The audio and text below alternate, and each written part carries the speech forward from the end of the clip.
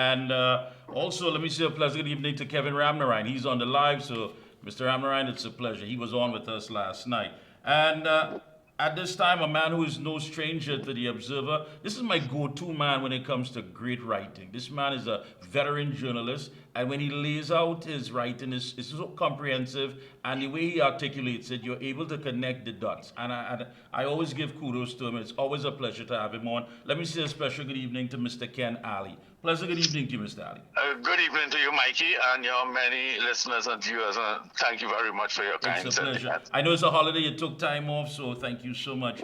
Um, in the Sunshine, big article, the Prime Minister and this $5 billion African funds to elites. A lot of people are talking about this. Keith Rowley is backing a move to make US $5 billion credit from an African bank available to regional elites instead of small business people. And this move has definitely angered many people, especially in the Afro-Caribbean community. I mean, why isn't this being used to help? I mean, we came through a pandemic. More than 5,000 retail outlets couldn't reopen. They had to switch their lights off. They had to close up shop. When you walk through some of the malls, you can still see the effect of that. There was no financial or economic lifeline by many of the institutions, and this would have been a golden opportunity, especially going into a general election. But why has it gone a different way? Yes, indeed. It hasn't gotten much media coverage in the Caribbean, except there was a conference a few days ago in the Bahamas. But apart from that, it hasn't gotten much coverage. Now, the story here is the Afrexim Bank, which is the African Export-Import Bank, has made available $3 billion US dollars in the first instance and prepared to go to $6 billion US in development support to the Caribbean. They've always considered the Caribbean as an outreach of Africa and the developing world. And our government has not spoken about it, except the Prime Minister spoke during one of his speeches in Ghana. And in that, he indicated that the funds would be made available to a special private sector organization of the Caribbean, which is made up, Mikey, and your viewers and listeners, of the region's biggest business people, the big conglomerates in Trinidad and Tobago, in Jamaica, in Barbados, and so on. The top executives and the business owning class, the elites, they will have access to that. Now, the Prime Minister has not spoken about that in the country. A few governments have, and so on. It is meant as development funds. Now, there are some people in Trinidad who are conscious of it, and they are prepared to make some fuss and to complain to the African Union and to complain to major international organizations. But as you rightly said, the funds were meant to help struggling businesses to get on their feet, the small, what the Americans call mom and pop shops, what we call small and medium-sized enterprises, many of which didn't get back, as you also said, after the COVID-19. Yeah, but looking at this, Trinidad and Tobago has not signed the No. Afrim Bank CARICOM treaty. But Dr. Rowley did mention it, I believe, in Ghana on May 12th, that he supports bank investments through the CARICOM private sector organization. And that private sector organization, like I just said, I don't want to call the names of the private sector organizations, but think of the major conglomerates in Trinidad and Tobago, which are in expansion mode, and they will have access to that. And even though the Prime Minister has not signed on behalf of Trinidad and Tobago, 11 territories in CARICOM have signed, and the African Union, which owns the Afrexim Bank, wants to help this part of the world. But unfortunately, the funds are not going to get to the people who need it most. Wow, and because when you look at what Prime Minister Mia Mottley of Barbados said, she said that the bank will to take risks that would allow our people to move and grow to the next level. She termed the bank's launch a proud moment historically, and people who are knowledgeable about the Afrexim Bank expected that credit would have been given to aspiring small and medium-sized enterprises. You know, it goes right back, and even in your writing you mentioned it, that this was the same Prime Minister, Dr. Rowley, who once said, there's nothing wrong with the rich getting richer. Is this playing out for us here big and bold? Well, indeed. In fact, in another article I have written, I talk about the widening gap, the wealth gap in the country, and the rich and the elites own 80% of the wealth in this country. Mikey, the poor is getting poorer and poorer. Today is Labor Day, and frankly, I wonder what Labor has to celebrate. We are a long way from the days of Panley and Weeks and Butler and Adrian Colariense and Clive Nunes and others struggling for the working class. The plight of the working class has gotten very bad. We have had food price increases, Mikey, as much as close to 100% over the last 9-10 years.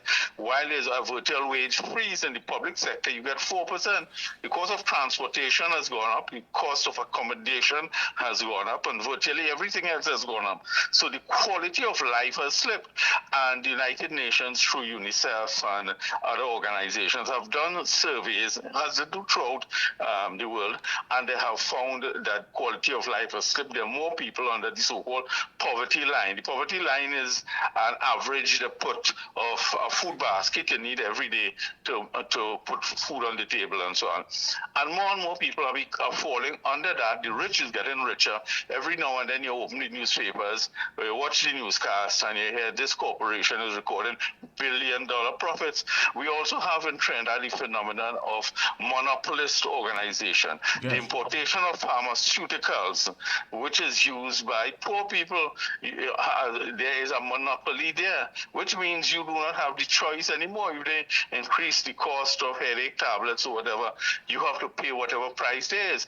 There's an institution in the country called the Fair Trading Commission, but the Fair Trading Commission is another of these puppet organizations which has not done its job.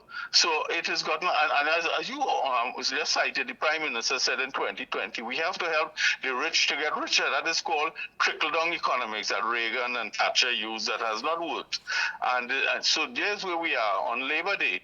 We have high unemployment and high underemployment, meaning people simply cannot afford to make a decent living in the country. There's the informal sector, people working late in the night, wayside vendors and so on. They're open to extortionists, they're open to criminals attacking them and so on. And I wonder, in the face of all of that, what is Labour doing celebrating in Fyzabad today? Yeah, I was speaking to Mr. Warner earlier, Jack Warner, before you, and of course I mentioned those three major factors for any successful political campaign, which of course is timing, message, and money. And it seems that number three overrides the first two, because when you look at the message, here's a perception that this is a black government for black people, but yet still what we're witnessing is not the elevation, especially not economically, for black people. We've seen a finance minister go to parliament where our business is conducted and basically made a move that helped him and benefited with taxes for apartments. We have seen the relative of someone who's a senior member of the cabinet, where a family member would have had a leasing company or finance company that evolved into a merchant bank and is now a mortgage bank. And all of these things are playing out in front of us, but it only seems convenient to play the race card when it's beneficial to the administration. Are we ever going to break the cycle?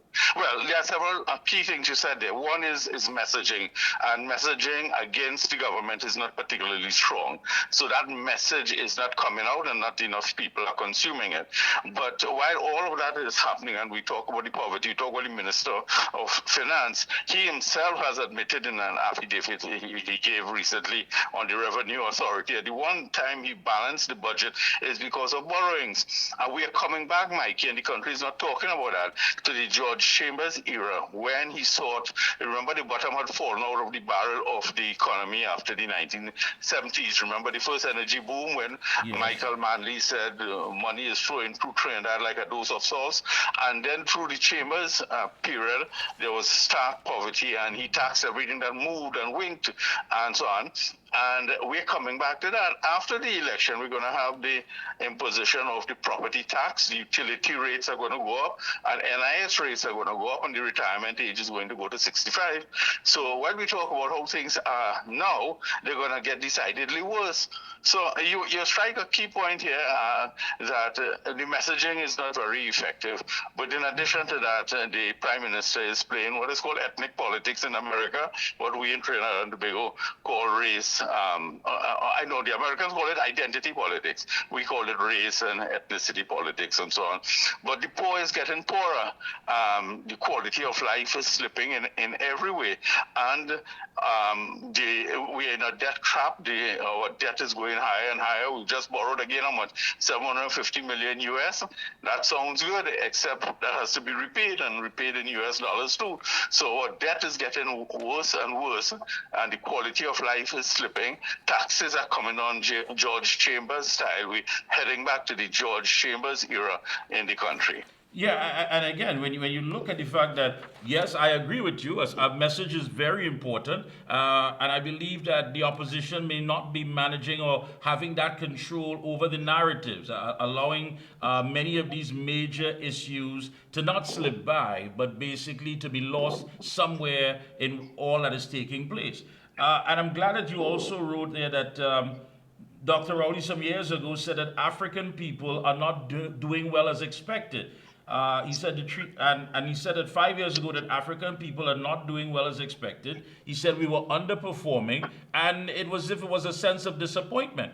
And it goes even goes back to when he made the statement with Manning, when he said that not one individual was getting work from Belmont and Beetham and Mova and Environs, but now given the opportunity as Prime Minister, what has he done to change any of these things? I tell you what he has done. He has added African to Emancipation Day. And that's a token thing, and it has appeased a lot of people. But while that is happening, Mikey, we have done nothing on the reparations, for example.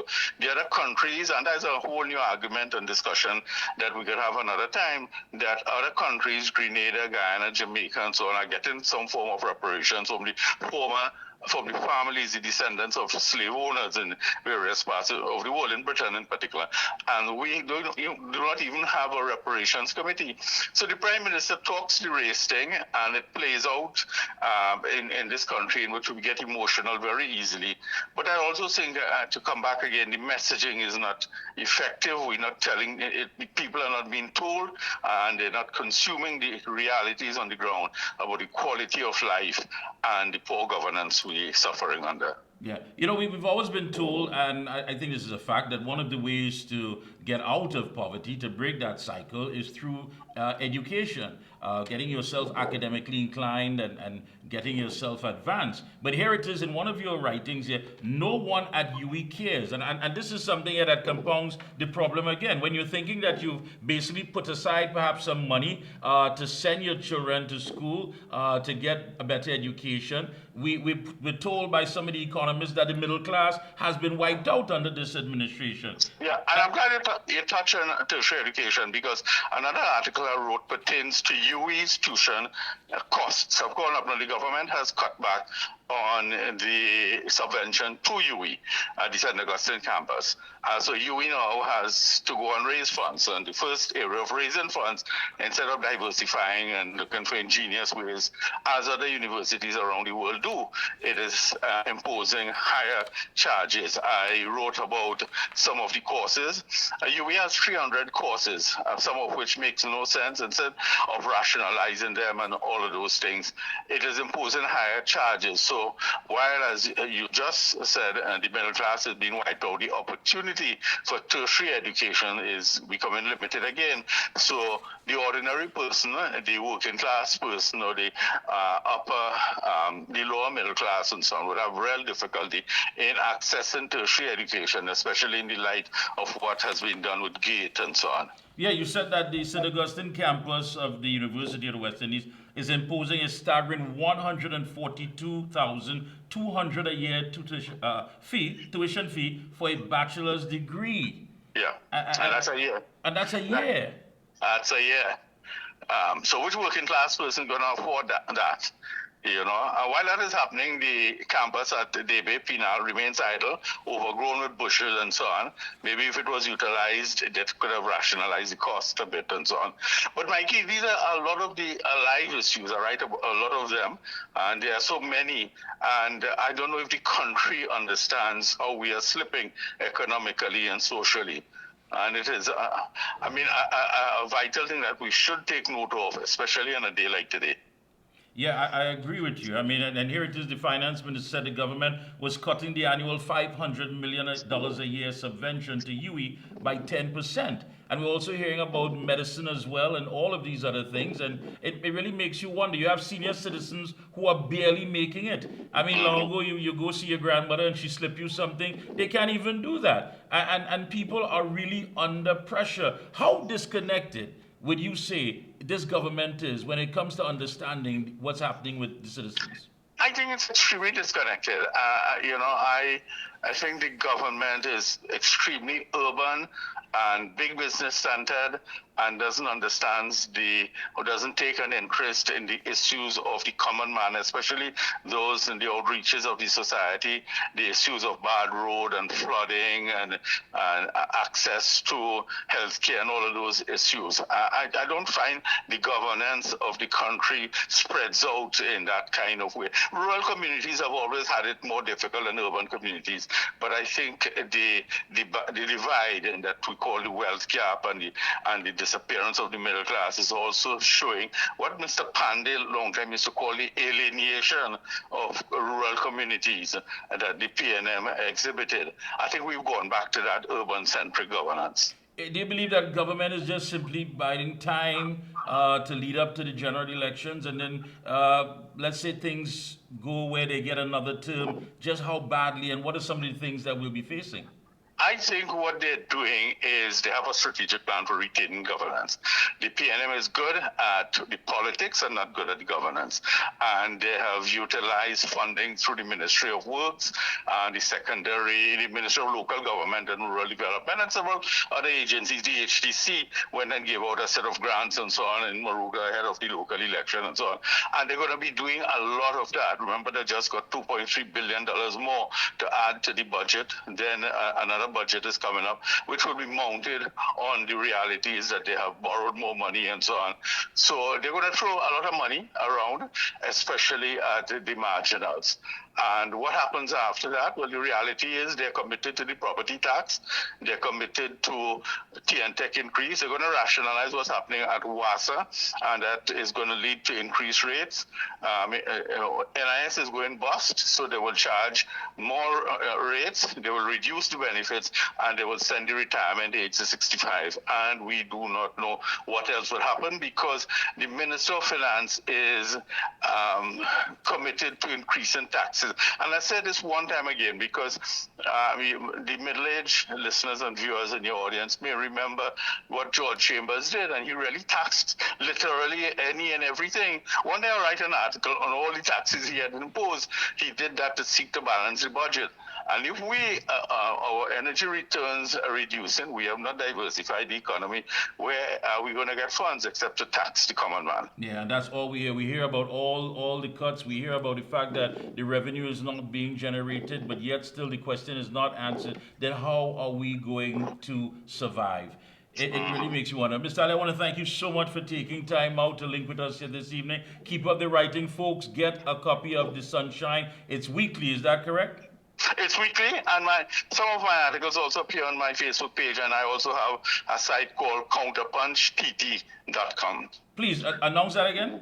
counterpunchtt.com.